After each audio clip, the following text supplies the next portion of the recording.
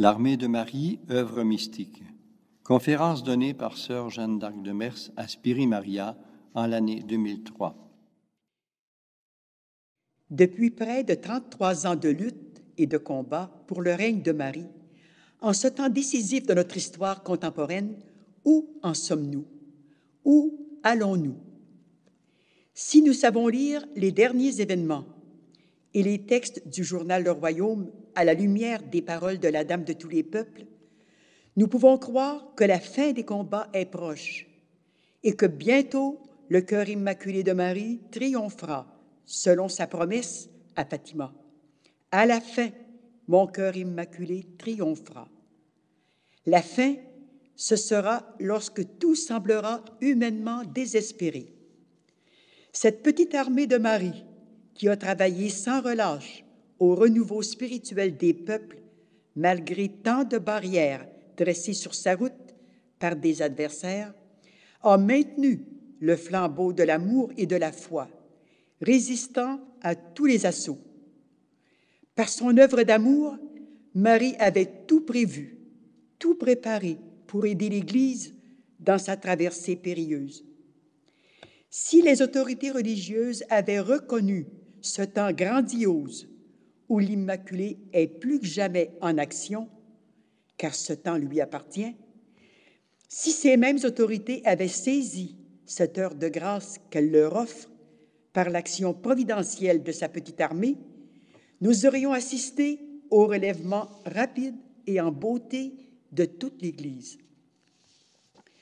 Le regard que nous allons maintenant porter sur l'origine, l'annonce et la préparation de l'armée de Marie va démontrer à quel point elle est une œuvre surnaturelle et providentielle pour ce temps de la co-rédemption.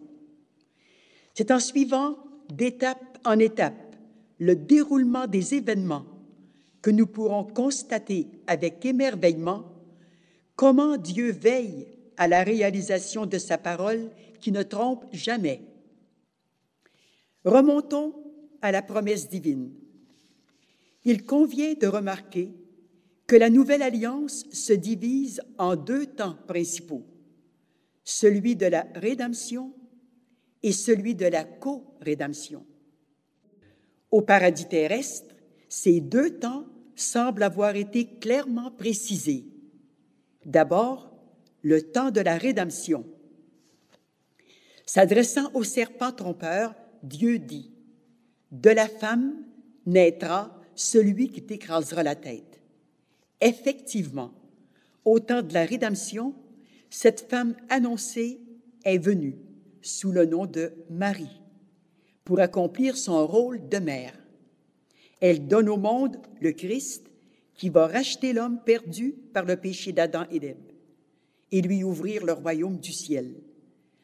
Par l'accomplissement de l'œuvre de la rédemption, le serpent subit son premier échec. Dans le même verset de la Genèse, Dieu annonce le temps de la co-rédemption. « Je mettrai des inimitiés entre toi et la femme, entre sa descendance et la tienne. Elle t'écrasera la tête et tu la mordras au talon. » Comment ne pas voir dans ces paroles divines l'annonce sous-entendue d'un combat qui doit se dérouler au temps de la co-rédemption et implicitement l'annonce voilée d'une armée? Car y a-t-il un combat sans armée? Dieu qui voit tout dans un éternel présent semble déjà ouvrir l'esprit des hommes à cette future armée qui sera confiée à la Vierge combattante. Il est tout à fait justifié de croire que l'armée de Marie trouve son origine surnaturelle dans cette prédiction divine qui doit se réaliser à la fin des temps où nous sommes désormais entrés. Il faut donc reconnaître que cette prédiction de la deuxième venue de l'Immaculée, dans son rôle de combattante, est en pleine réalisation en ce temps de co-rédemption. Au XVIIe siècle, Saint Louis-Marie Grillon de Montfort déchire le voile sur l'avenir et prédit cette deuxième venue de Marie et les luttes terribles qui vont s'engager à la fin des temps entre Lucifer et la Vierge Immaculée à travers leur descendance. Marie doit être terrible aux démons et à ses suppôts, comme une armée rangée en bataille, écrit-il, principalement dans ces derniers temps, parce que le diable, sachant bien qu'il a peu de temps et moins que jamais pour perdre les âmes, il redouble tous les jours ses efforts et ses combats. Il suscitera bientôt de cruelles persécutions et mettra de terribles embûches aux serviteurs fidèles et aux vrais enfants de Marie qu'il a plus de peine à surmonter que les autres. Il écrit encore, « Le pouvoir de Marie sur tous les diables éclatera particulièrement dans les derniers temps, où Satan mettra des embûches à son talon, c'est-à-dire à ses pauvres enfants qu'elle suscitera pour lui faire la guerre. » Peut-il y avoir plus de précision? De même, Grillon de Montfort affirme que Marie doit revenir à la fin des temps pour préparer le retour glorieux de son Fils. Le salut du monde a commencé par Marie, dit-il, et c'est par Marie qu'il doit être consommé. Il ajoute, étant la voie par laquelle Jésus-Christ est venu à nous la première fois, elle le sera encore lorsqu'il viendra la seconde, quoique non pas de la même manière. Il faut comprendre le sens caché de cette prédiction. Marie revient, mais c'est au cœur d'un mystère qui se dévoile progressivement. En 1830, à Paris, rue du Bac, Marie commence ses visites à la terre pour préparer les peuples à accueillir le Christ roi dans sa venue glorieuse, tout comme Jean-Baptiste a préparé le peuple juif à la venue du Messie. Elle annonce que les temps sont mauvais et qu'il faut changer de vie. En 1945, à Amsterdam, la Dame de tous les peuples précise que c'est l'heure de l'accomplissement. Ce temps-ci est notre temps. Au temps de la rédemption, le Messie promis est né d'une vierge juive, issue de la race de David, qui s'est offerte à Dieu dès sa plus tendre enfance. Au temps de la co-rédemption, c'est au sein du peuple canadien-français que Dieu va trouver l'âme ouverte qui pourra réaliser son plan d'amour. Et la petite Marie-Paul, c'est son nom, naîtra le 14 septembre 1921. À 12 ans, dans l'éclatement de son amour juvénile, la fillette fait à Jésus ce pacte d'amour qui va l'entraîner dans une aventure apostolique qu'elle n'aurait jamais pu imaginer. « Fais-moi souffrir tout ce que tu voudras, mon Jésus d'amour. Je veux t'aider à porter ta croix, comme le Cyrénéen, et je veux t'aimer toujours plus. Accepte, ô mon amour, le peu que je suis. Fais ce que tu voudras de moi, pourvu qu'il y ait plus d'âmes dans ton beau ciel. Je t'aime tant. Je veux partager aussi les souffrances de Marie, cette si bonne mère que maman m'apprend à aimer. Je veux être victime comme toi, si tu le veux. »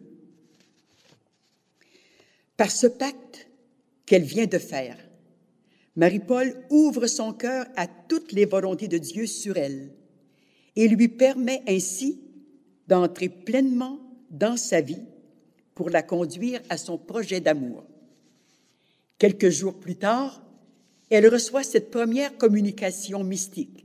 « Un jour, tu seras très grande, mon enfant.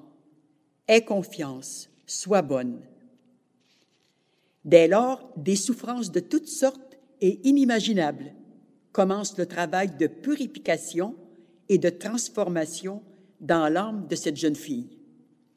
En 1937, à 16 ans, elle accepte en silence, sans jamais se plaindre à qui que ce soit, les grandes humiliations que lui inflige chaque semaine un prêtre mal disposé envers une de ses tantes et qui reporte sur elle toute son agressivité. Elle pardonne et prie pour ce prêtre infidèle qui la méprise ouvertement devant toute la classe. « Pardonne-lui, ô mon Dieu, je t'offre les mérites qu'il m'obtient par les souffrances qu'il m'inflige, et cela pour le bien de son âme. Je veux tout oublier et pardonner. » Après cette héroïque prière, Jésus lui dit, « Sois bonne, mon enfant. Un jour, tu seras mon porte-parole auprès des autorités religieuses. Si elles ont confiance, de grandes choses seront évitées dans des périodes douloureuses. » Marie-Paul est étonnée des connaissances que Dieu lui donne concernant l'état d'âme de certaines personnes. Elle s'inquiète de ce qu'elle apprend, craignant de se tromper. Le Seigneur lui dit, « C'est bien, mon enfant, habitue-toi. Ces connaissances te seront utiles un jour. C'est une faveur que je te fais. » Elle annonce parfois certains événements prophétiques qui se réalisent. Un jour, regardant dormir un bébé florissant de santé, elle dit à sa sœur, « Je ne le vois même pas grandir. » Or, quelques mois plus tard, ce bébé mourait après quelques heures de maladie. Ce phénomène aussi lui fait peur, mais le Seigneur la rassure. « Ne t'inquiète de rien, je te prépare à ta mission. Je t'ai déjà dit que tu ferais de grandes choses plus tard. En réalité, c'est moi qui les ferai. Tu seras mon instrument. » Des épreuves terribles et de toute nature s'abattent sans répit sur Marie-Paul, qui expérimente une véritable agonie morale. Mais Jésus la soutient. « Courage, mon enfant, encore un peu de temps, comme il te faut souffrir pour devenir souveraine de la terre. » Ces paroles divines peuvent nous étonner. Marie-Paul ne saisit pas la portée de cette phrase qui lui apporte une souffrance de plus, car elle craint l'intervention du démon de l'orgueil. Elle la notera dans Vie d'amour, lorsqu'en 1958, elle recevra l'ordre d'écrire sa vie. Pendant que le Seigneur continue son œuvre de purification et de transformation dans l'âme de Marie-Paul, il soulève le voile sur son projet d'amour. En 1954, il lui répète souvent ces simples mots, « L'armée de Marie ». En octobre de la même année, alors que Marie-Paul traverse des difficultés à l'intérieur d'une association qu'elle aime beaucoup, le Seigneur lui dit, « Tu connaîtras toutes les souffrances, ne t'inquiète de rien. Accepte de ne plus retourner à ces réunions. Repose-toi de ces associations, car bientôt tu dirigeras un grand mouvement. » Comme Marie-Paul hésite à croire que cette parole vient de Jésus, la même voix reprend, plus douce et plus convaincante. « Oui, mon enfant, je te le répète, tu dirigeras un beau mouvement, un merveilleux mouvement. Attends, repose-toi. » En 1958, à l'aube du jour de la mort du pape Pie XII, Marie-Paul voit avec l'œil de l'âme la figure des deux papes qui lui succéderont. Le deuxième est le cardinal Jean-Baptiste Montini, le futur pape Paul VI. Elle entend « Sous le pontificat de ce pape va éclore et rayonner l'armée de Marie. » Le 15 janvier 1964, étant à Sainte-Agathe-des-Monts, Marie-Paul reçoit la règle de vie de l'armée de Marie. Le père Armand Veilleux, ayant pris connaissance du contenu, est ému aux larmes et dit « Tout cela vient du ciel et portera ses fruits un jour. Quelques jours plus tard, elle entend ces paroles qu'elle reconnaît. L'armée de Marie se répandra partout, sans or ni argent, dans une grande humilité, une belle charité. Ce seront de véritables apôtres qui prêcheront l'Évangile, non pas selon les maximes du monde, sans épargner personne. Ne retrouve-t-on pas ces mêmes paroles dans le traité de la vraie dévotion à la Sainte Vierge de Grignon de Montfort? Les événements providentiels tracent une sorte de couloir dans lequel Dieu conduit chaque âme pour la réalisation de son plan d'amour. Ces événements, parfois inattendus, douloureux et inexplicables, brisent et bousculent profondément, car les voies de Dieu, qui relèvent d'une sagesse infinie, ne sont pas les nôtres. Qui donc peut les comprendre avant que le temps et les événements en aient démontré la pertinence? C'est toujours avec le recul du temps que l'on comprend mieux les raisons de tel ou tel événement de notre vie. C'est donc à travers des événements contrariants, douloureux, terriblement bouleversants et incompréhensibles que le Seigneur va tracer par étapes la route de Marie-Paul. C'est par des sentiers de contradiction qu'il va la conduire à l'accomplissement de sa mission. Elle veut devenir religieuse. Son projet est désapprouvé par un directeur de retraite. Elle insiste une deuxième fois, même réponse négative. Non, ce n'est pas votre place au couvent. Soyez assurés que Dieu vous veut dans le monde. Quelle douloureuse déception pour cette âme que brûle le feu apostolique. Elle désire devenir infirmière de carrière.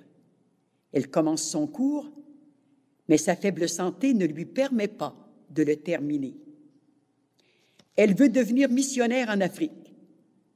En janvier 1944, elle a 22 ans, elle en fait la demande, laquelle est acceptée. Son entrée est fixée au lundi de Pâques, 10 avril de cette même année. « N'arrivez pas ici fatigué ou amaigri. Si votre santé ne va pas, attendez, » lui avait dit la supérieure. Entre-temps, un jeune homme du nom de Georges entre de plus en plus dans sa vie, malgré sa fermeté pour l'éloigner.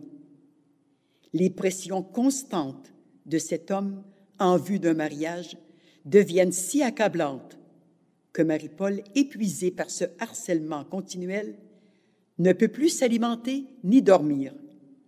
Son état de santé devient alarmant et elle doit, avec grande douleur, se soumettre au verdict rigoureux du médecin et renoncer à son si beau projet de vie missionnaire. Malgré d'abondantes larmes, elle comprend que par tous ces événements, que la vie religieuse n'est pas la volonté de Dieu pour elle. En effet, Dieu qui l'a réservée pour un rôle unique, la veut libre de toute contrainte à l'heure de sa mission, ce qui serait impossible dans la vie religieuse à cause du vœu d'obéissance.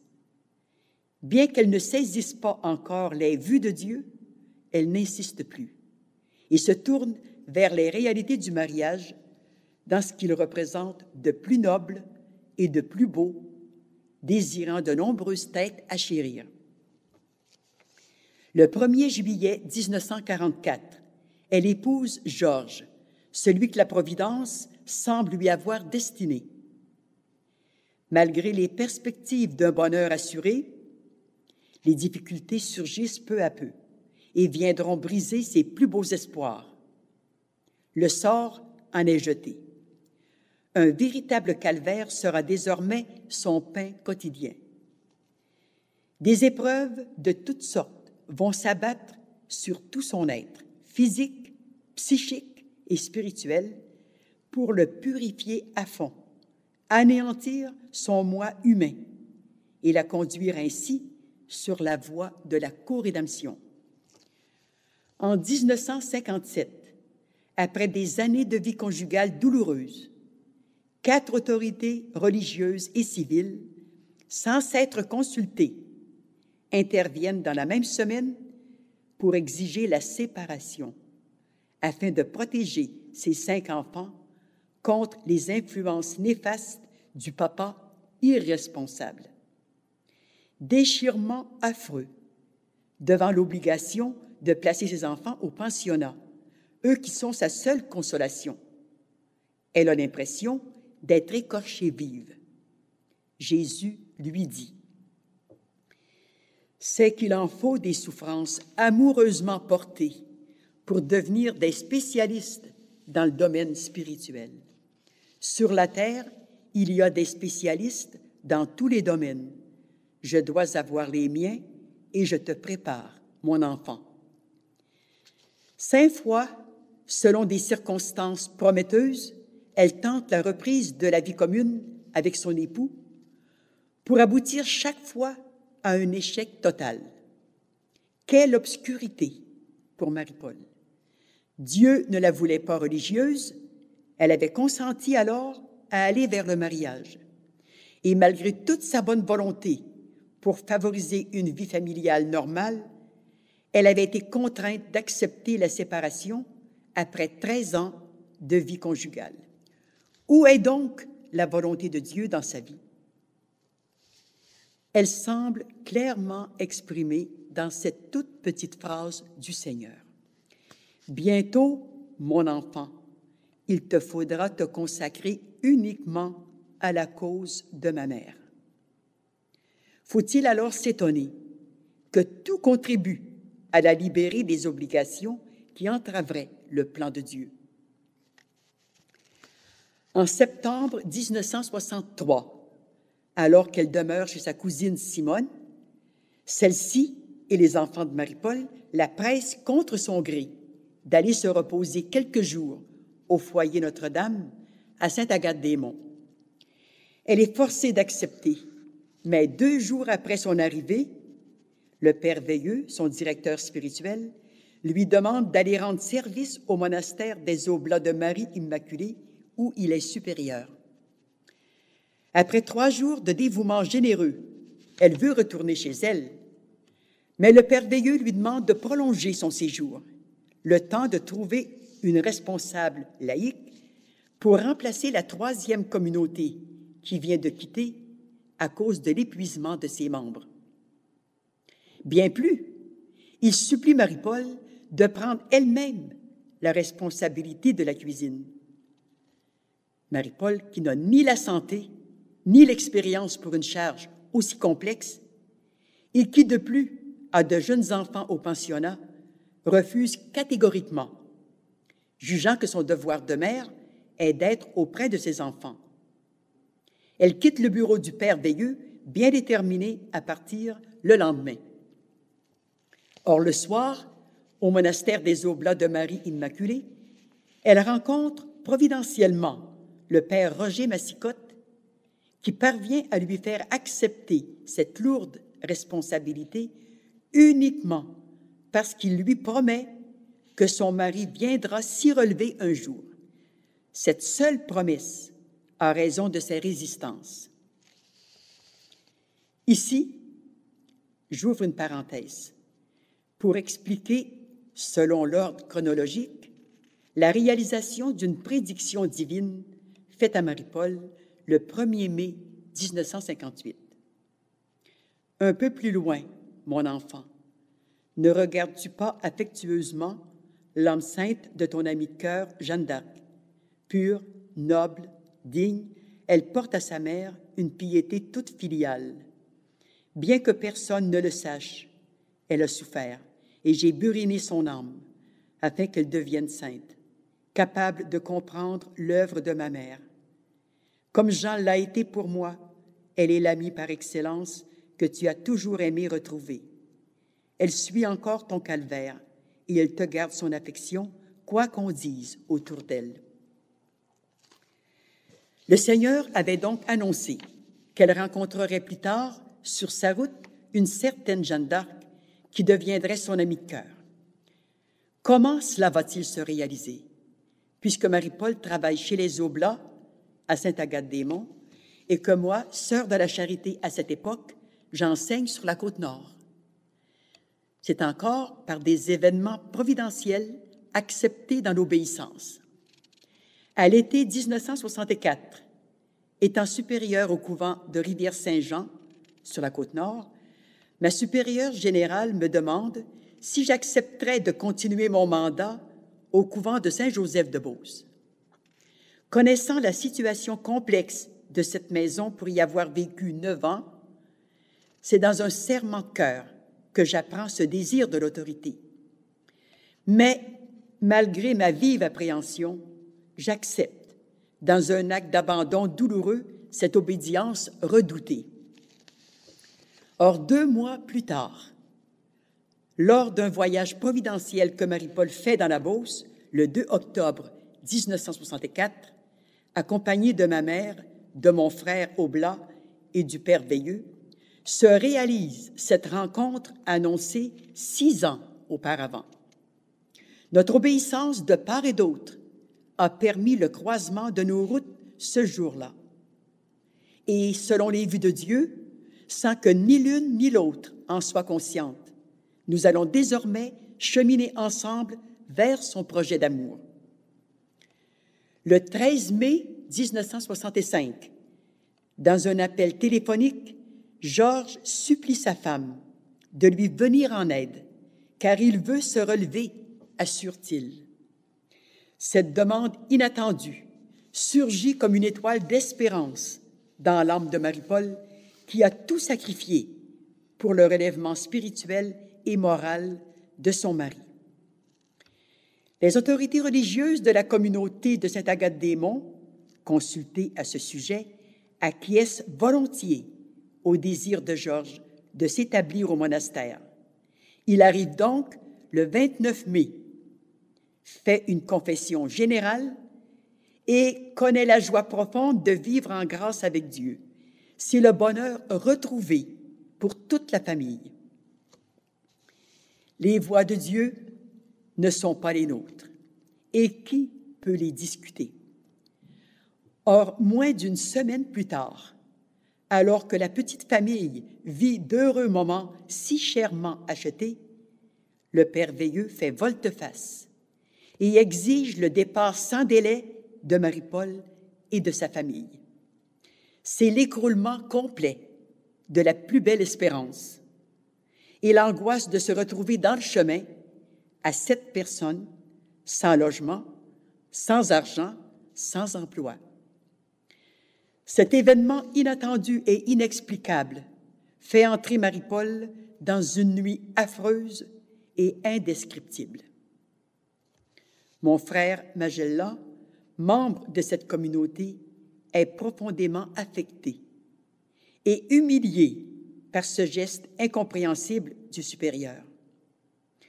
Comme il peut profiter de son congé missionnaire et d'une camionnette, il se met à la disposition de cette famille si durement éprouvée pour l'aider à trouver un logement et du travail pour les 2 jeunes filles, car elles seront les seules à subvenir aux besoins de la famille dans les circonstances.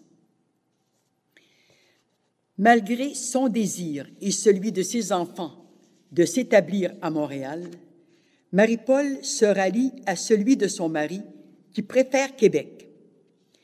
C'est au 2040 de la 26e rue qu'un logement disponible de 4 pièces et demie accueille cette famille affligée. Mais comme Marie-Paul l'avait pressenti, Georges n'y reste que quelques jours. Le choc qu'il vient de subir a été trop violent pour ses forces morales. Révolté contre la religion et surtout contre les prêtres, il quitte les siens en claquant la porte, l'amertume au cœur. Marie-Paul et ses enfants expérimentent les sérieuses conséquences de ce volte-face du supérieur de Sainte-Agathe-des-Monts. Le bonheur familial, chèrement acquis, est sitôt perdu. L'ébranlement de la foi dans le contexte de cet événement, l'insécurité et surtout le souvenir douloureux de ce renvoi brutal, après s'être arraché le cœur au service de cette communauté, en sacrifiant leurs intérêts personnels, oui, ce choc terrible se répercute lourdement sur Marie-Paul et ses enfants en pleine adolescence. « Père, pourquoi m'as-tu abandonné? » C'est la seule prière qui peut monter de son cœur meurtri par tant d'épreuves. Sa foi subit des assauts terribles, doublés d'affreuses tentations qui la harcèlent jour et nuit. Mais fidèle envers et contre tout, elle sort victorieuse de ce combat, enrichie d'expériences inappréciables. Les ravages spirituels causés par la maladresse du Père Veilleux auraient pu être irréparables sans une intense vie surnaturelle. Si le Seigneur semble se jouer de Marie-Paul dans ce labyrinthe de situations, sa sagesse divine la dirige pas à pas, car c'est précisément au moment de cette grande détresse que Dieu ouvre de nouvelles voies vers la réalisation de son plan d'amour, comme nous allons bientôt le constater. En novembre 1965, sur le point de repartir pour l'Afrique, mon frère Oblat, qui a soutenu Marie-Paul et sa famille de toutes les façons, me suggère d'écrire souvent à celle-ci, afin de l'aider à traverser cette période dramatique. Notre correspondance régulière devient le commencement d'une amitié de cristal qui se développe au niveau de l'entraide spirituelle. Mon âme s'ouvre en toute confiance. Marie-Paul, de son côté, y pénètre dans les profondeurs pour en discerner tous les aspects, ce qui lui permet de m'aider efficacement. Très tôt, je constate que c'est moi qui retire le plus d'avantage de ces échanges épistolaires. Ces douloureuses expériences lui ont ouvert des horizons spirituels merveilleux. Le Seigneur ne lui a-t-il pas dit un jour qu'elle souffrait beaucoup? C'est qu'il en faut des souffrances amoureusement portées pour devenir des spécialistes dans le domaine spirituel. Sur la terre, il y a des spécialistes dans tous les domaines. Je dois avoir les miens et je te prépare, mon enfant. Témoin de sa haute spiritualité, appliquée dans l'humilité et la simplicité du devoir quotidien, témoin de son héroïque sourire dans les souffrances atroces qu'elle traverse, de sa charité exemplaire envers tous, je ne puis douter de l'authenticité de sa vie mystique, car ses caractéristiques de base donnent la vraie résonance d'une âme. C'est pourquoi, dès le début, elle a gagné mon entière confiance. Et après 39 ans de vie à son contact, ma confiance est totale. C'est à l'école de la souffrance que Marie-Paul a été préparée à ce rôle de formation si important pour l'avancement des âmes. Rencontres et correspondances deviennent donc des temps forts d'une formation spirituelle qui va bientôt s'étendre à tous les membres d'une petite équipe mariale sur le point de naître. En suivant toujours le fil conducteur des événements qui tracent la voie de chacune, voyons encore la sagesse infinie de Dieu qui dirige de là-haut la main des autorités. En 1967, alors que je finissais mon mandat de supérieur à Saint-Joseph-de-Beauce, je m'attendais à reprendre l'enseignement, ce qui me paraissait tout à fait normal. Mais à ma grande surprise, voici que ma supérieure générale me confie une obédience à la maison généralice, qui est située à 5 minutes de chez Marie-Paul. Tout de suite, je reconnais dans cette obédience les desseins de Dieu qui se précisent. Mon transfert dans cette maison va permettre des contacts précieux avec des compagnes ouvertes à la vie mystique. Sœur Sainte-Jacqueline, supérieure locale de cette grande maison, femme délicate et sensible, femme de grande charité, me permet de rendre visite à Marie-Paul une fois par mois pour l'aider et la soutenir. De son côté, Marie-Paul vient me rencontrer à la Maison Généralice tous les mois également. Ainsi, nous pouvons causer longuement aux 15 jours. Que de richesses spirituelles contiennent ces échanges fraternels. Marie-Paul est comme une source jaillissante dans laquelle on puise sans jamais l'épuiser. Je tiens constamment sur Sainte-Jacqueline au courant de nos échanges. En janvier 1968, lors d'une conférence que donne le père Laffineur sur Garabandal, j'invite sœur Sainte-Jacqueline, avec sœur Marie-Stella, à rencontrer Marie-Paul qui sera là, ce qu'elle accepte volontiers malgré sa timidité naturelle. En la voyant, Marie-Paul est saisie par les hautes vertus de cette religieuse si effacée. Elle la sent unie à elle par un lien de cristal. C'est ainsi que peu à peu, l'équipe mariale se développe à la Maison Généralice comme au dehors, au fil des événements providentiels. Religieux et laïcs, tous sont sur un pied d'égalité. Nos rencontres fraternelles contribuent à une émulation au niveau de la réforme intérieure et de la pratique des vertus. La charité et l'entraide spirituelle créent une atmosphère qui nous fait vivre les prémices du royaume. Le 20-40 de la 26e rue, ce foyer transfiguré par la croix, devient une source intarissable où les membres de l'équipe mariale vont puiser des conseils d'une valeur inappréciable. Marie-Paul se donne sans limite, ne comptant pas les heures pour chacun des membres assoiffés de connaissances spirituelles. Les membres que la distance tient éloignés reçoivent cette formation par la correspondance. Chose étonnante, sans se consulter et sans que Marie-Paul le sache, tous conservent précieusement ses écrits de grande valeur. Au cours des années 1967-1971, avec les membres de l'équipe mariale qui augmentent progressivement au fil des rencontres providentielles, Marie-Paul organise, selon les dates indiquées par le Seigneur, des pèlerinages annuels au sanctuaire Notre-Dame d'Etchemin, où tous sont heureux de prier ensemble et de fraterniser dans une entraide exceptionnelle. En l'année 1971, 2 dates lui sont précisées. Le 10 juin, une journée centrée sur l'Eucharistie au Mont-Tabor, à Québec. Et le 28 août, une journée mariale au sanctuaire Notre-Dame d'Etchemin. Le 10 juin, au Mont-Tabor, presque tous les membres de l'équipe sont présents. C'est une journée de grâce abondante et de joie profonde. Le soir, à son retour, Marie-Paul voit la voiture de 4 membres de l'équipe qui roule vers Bristol. Une torche enflammée émerge au-dessus de la tête du chauffeur, traversant même le toit de la voiture.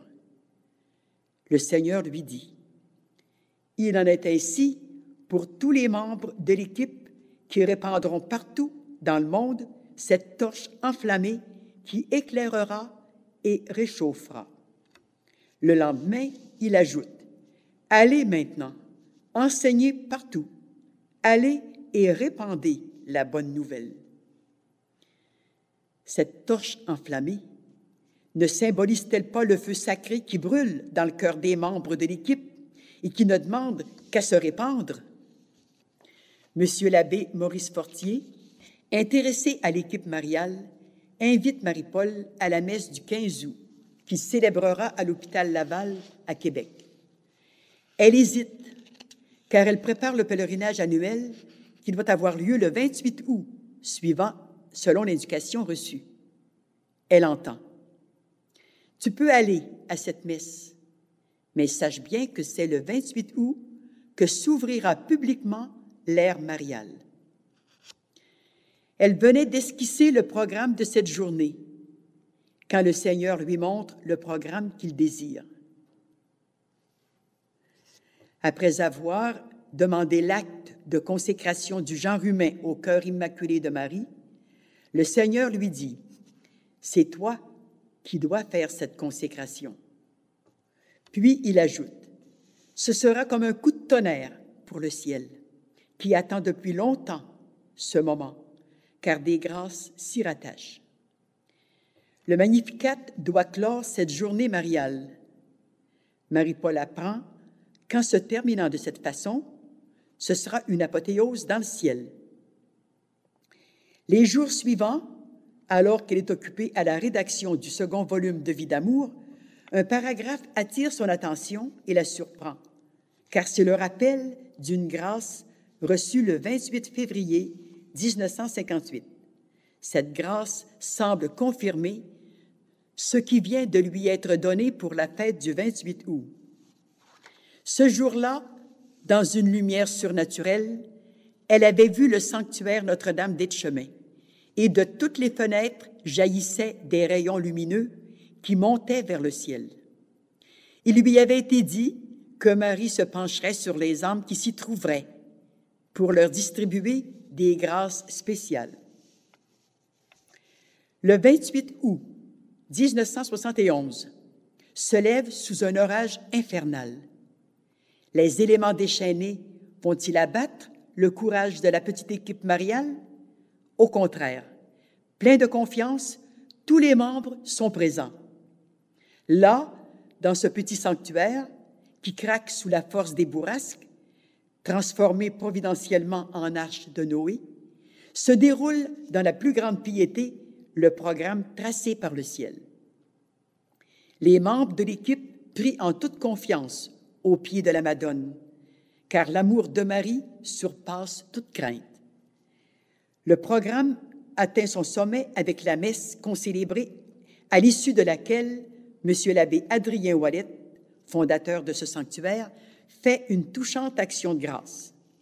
Ces belles heures passées dans l'enceinte mariale nous font oublier les séquelles de l'ouragan Doria qui sévit aux États-Unis. Avant de prendre la route du retour, une rencontre fraternelle chez Maman Laura, mère de Marie-Paul, complète cette journée comblante.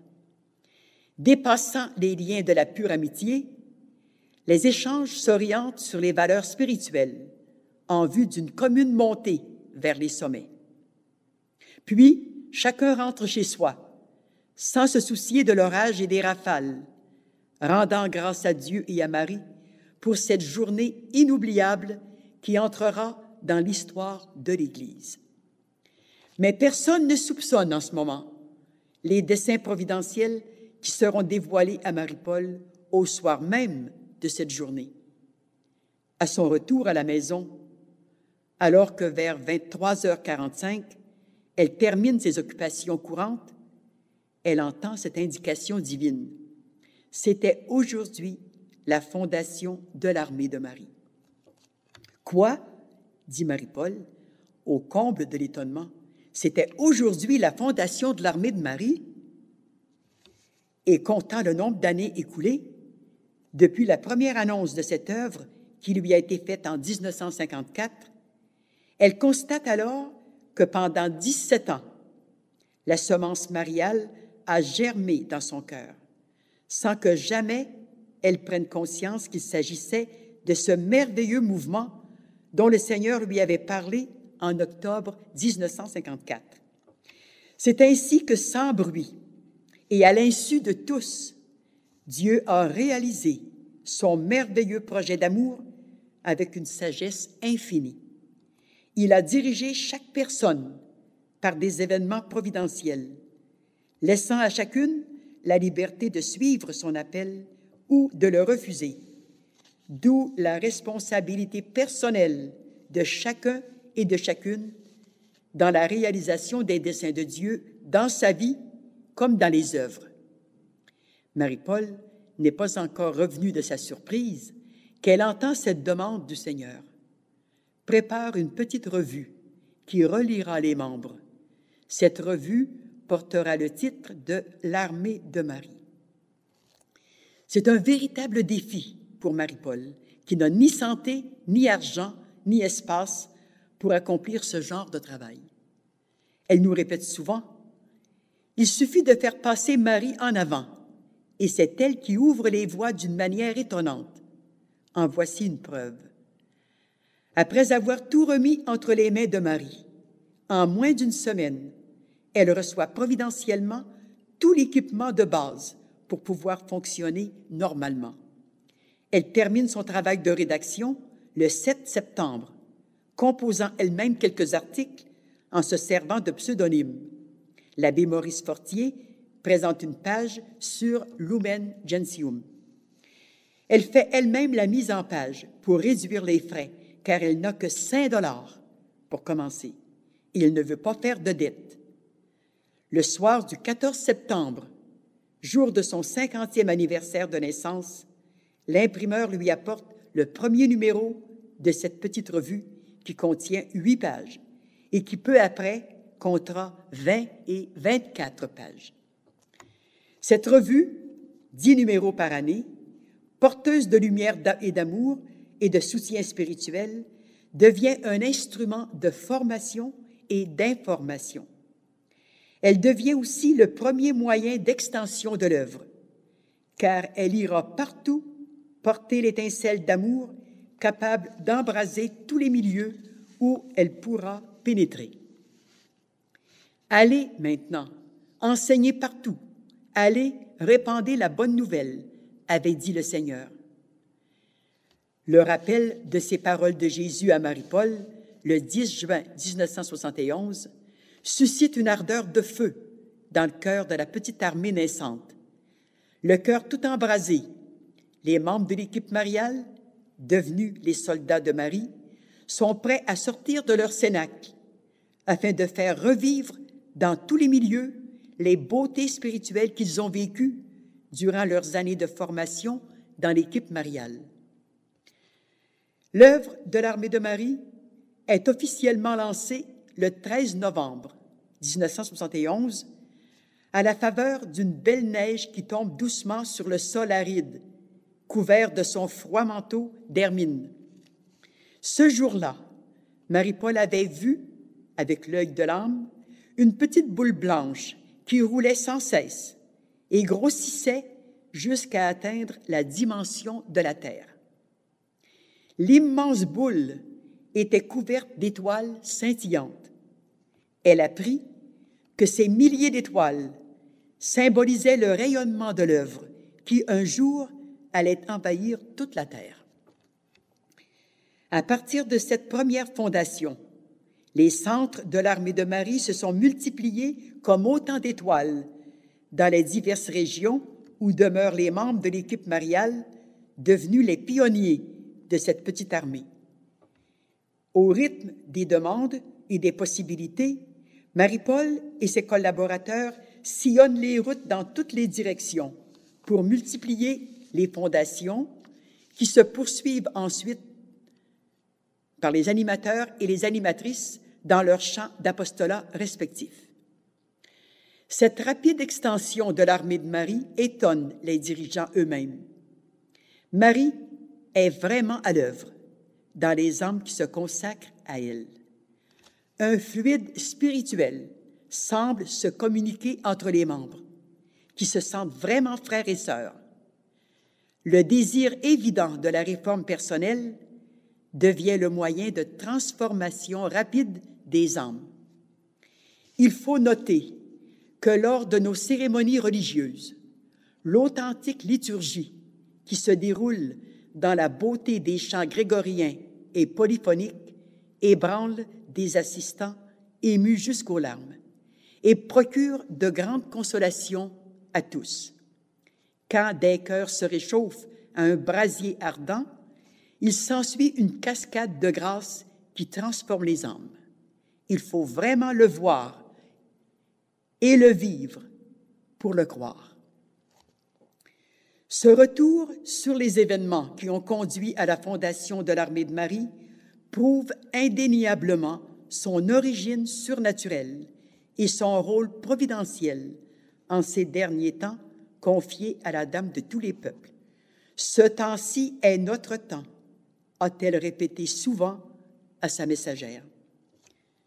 Cette petite armée de Marie, donnée à l'Église pour la soutenir dans les temps périlleux qu'elle traverse, était un puissant levier capable de la faire avancer dans la lumière et l'amour. Mais l'Église, par certains représentants diocésains, a tout fait pour brimer son action conquérante.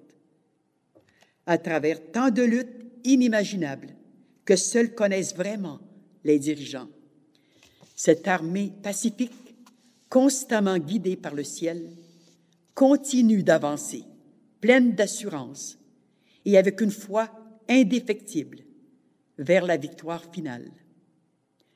Voilà où nous en sommes et où nous allons. Bienheureux les petits qui ont su croire en la mission co-rédemptrice de la Dame de tous les peuples et persévérer dans la foi, malgré tant de combats, de dérision et de mépris. Ils participeront à son ultime triomphe dans l'humilité et la paix, en attendant de partager avec elle l'héritage du royaume promis.